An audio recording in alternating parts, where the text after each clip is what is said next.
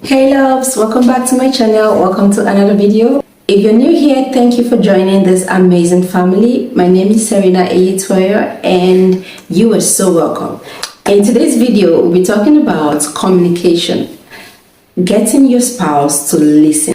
You guys know on this channel we like to learn and improve on things. This is a channel where you learn and unlearn, okay? Because you are never too old to learn. And we like to improve on so many things. We like to improve in our relationship, in our marriage, in our business, in our day-to-day life, in our family, okay? Because you never know it all as an individual, okay? This morning I woke up, had my morning devotion, and then I listened to a few podcasts. After that, while I was listening to that podcast, this topic dawned on me, okay? This topic just came to me, okay? And I thought I should share it with you guys. This is one thing that a lot of people struggle with in their marriage, in their business, in their relationship, and it's just communication, okay? We're not communicating right, or maybe you're not being heard, or you're not the one listening to what your spouse, your partner, or your friend is saying. Then you have misunderstanding, because without communication, business transactions won't take place, marriages won't know how to work out their differences, relationship won't grow from one stage to another. So communication is a very vital key in everyday life, in our lives. So today I have for you guys 4 key points to let you know, or to make you understand when you're being heard, if you're communicating, or if you're actually listening, okay? Because sometimes before you point an accusing finger on someone, you need to check in with yourself if you're doing the right thing, if you're actually listening, or if you're communicating right, okay? I remember something just happened a few minutes ago.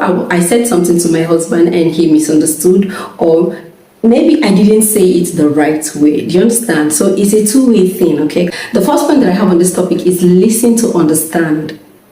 Because if you don't understand what your partner is saying to you, or what or the message they're trying to pass to you, you will not be able to pick out the points which they are giving, okay? So you listen to understand. You don't listen to judge. You listen to understand. If you don't understand, you let them know to come back again, or you just tell your partner, okay, I didn't get what you just said, instead of reacting immediately. Reaction is my thing, okay? So this topic is very important to me.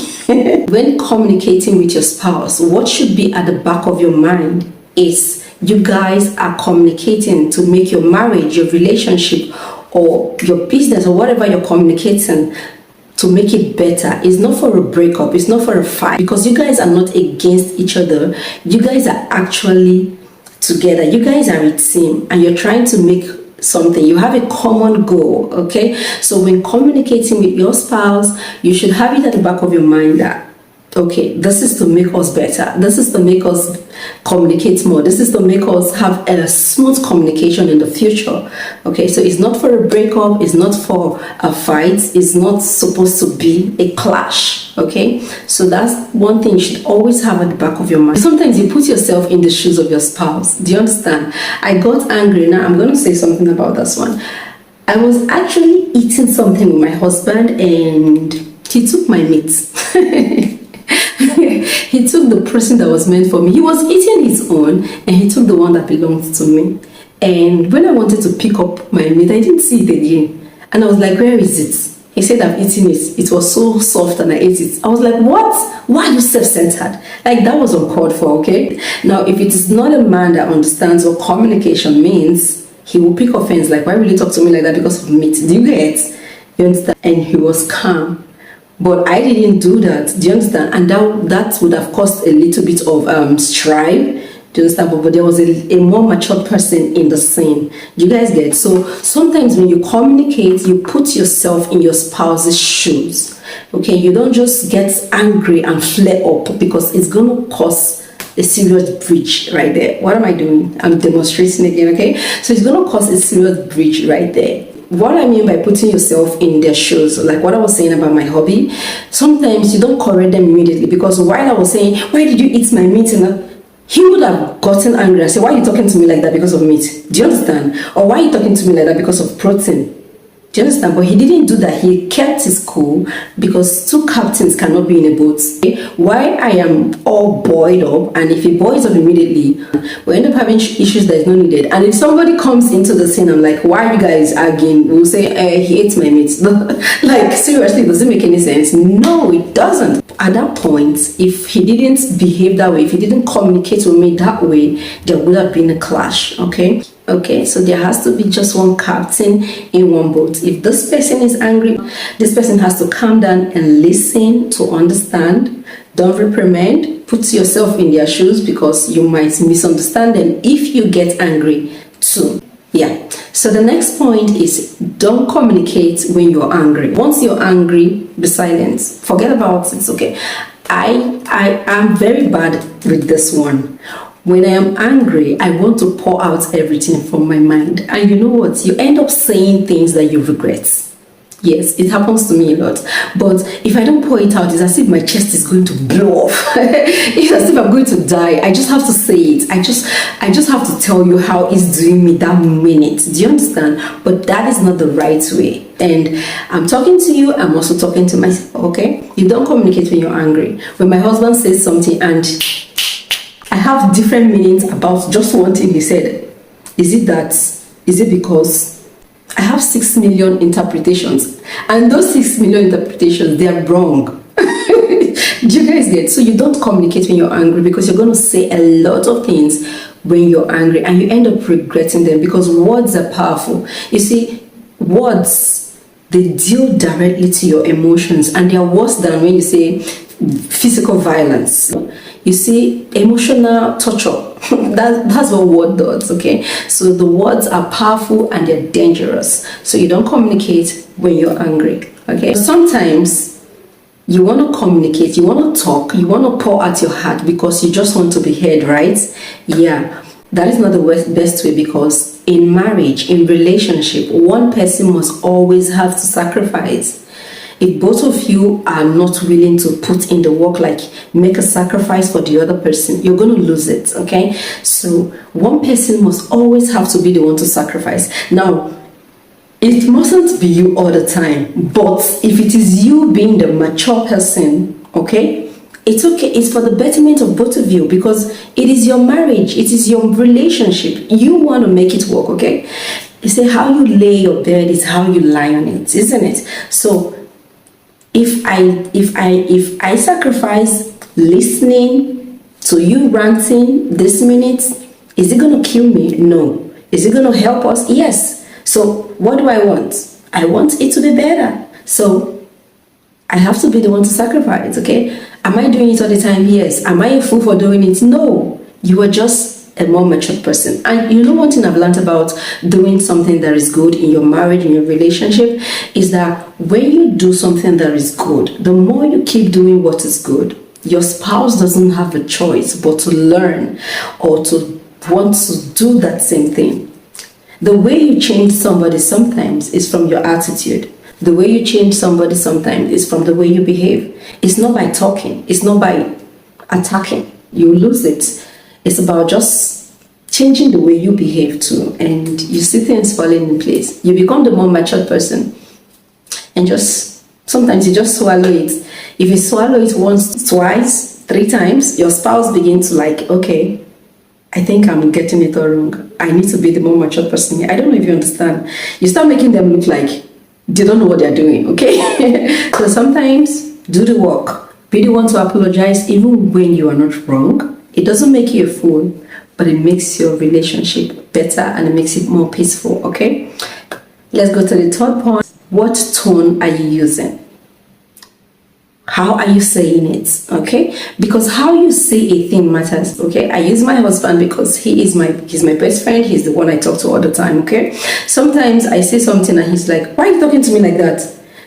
It's not because I was talking to him like that. It's because I said it in a tune that didn't rhyme with his mood at the moment, okay? And it's not like the mood was bad, but how he understood it was different, okay? The tone you use in communicating with your spouse, okay, plays a very critical role in your discussion. What tone are you using? Mind your tone when you want to be heard or when you want your spouse to listen. This is really funny, okay? But it's the truth. Sometimes you must just mind the way you use, the tone you use on your spouse, even with your business partner or with somebody that you're working with, okay? When you are angry, that was why I said in the last point, when you're angry, don't talk, because there are tones that you use that sound very disrespectful to your spouse. There are tones that you use that sounds like you don't regard your spouse, okay? So mind the tone you use, okay? And you have to come with a tone of love. Learn to come with a tone of love. Learn to be able to grab the situation, okay? When your spouse wrongs you, okay, do you notice that sometimes when your spouse offends you, okay, and you're telling them that they offended you, okay, if you shout about it, they use it against you. Do you understand? If you shout about it, like if you raise your voice, they use it against you. You won't be able to get the sorry you deserve. You won't be able to get that apology that you need or that is supposed to come when you raise your voice, depending on your tone. So you must come with the tune of love. You must come with the tune of understanding that, okay, you did this to me. Maybe you have a reason why you did it, but this is how I feel about this thing that you did to me, okay? But it mustn't be immediately the offense came in. It mustn't be immediately they offended you. Sometimes take some time before you tell them about what they have done to you, okay? So take some time, let the atmosphere be calm, okay? Sometimes when I really want to get my husband, I won't even talk about it that day. Yes. Sometimes when I want to get him, I don't talk about it that day. I'll just be quiet. He will be the one to be guilty and he'll be asking, what is wrong now? Are you okay? Or is it because of this? I'll say, no, I'm fine. Is it because of this? Okay, no, I'm fine. So you see this thing you did? You say, oh, do you understand? Then you will not get the apology you need. But if you say it immediately and because you're upset and you use that tone, you will not get what you need. And you guys know, we girls, we love pamper, okay? So for you to get that pamper you need to know how to communicate. As a woman, it is very important, okay? Okay, I'm talking to both parties here, okay? The male and the female. Let's not be like I'm trying to favor my gender. Another thing about your tone you use, okay? I read this one that the tone you use has a lot to do with appreciation.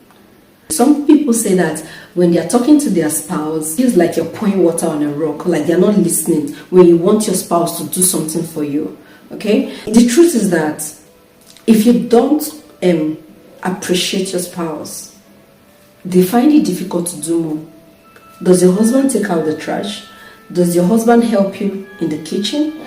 Does he help you with the dishes? Sometimes, if you want him to do something for you, the tone you use matters, okay? Sometimes you don't just say, honey, please, can you help me take out the trash? Or honey, please, can you help me do the dishes? Okay? This is a secret. Sometimes when I want my husband to do something for me, I don't tell him to do it for me. All I do is make it a conversation. I'll just tell him, oh, honey, you know that day you went to that grocery shop and you bought these things for me? Like, God, I love it. Thank you so much. As in, when I remember that day, it makes me happy. I'm actually passing my message. You understand? I just say, honey, I really love when you take out the trash. You know, it makes me feel, you know, all those masculine things are very sexy. Okay? This is a secret. That's what I do. Sometimes when I want to get my husband to do something for me, I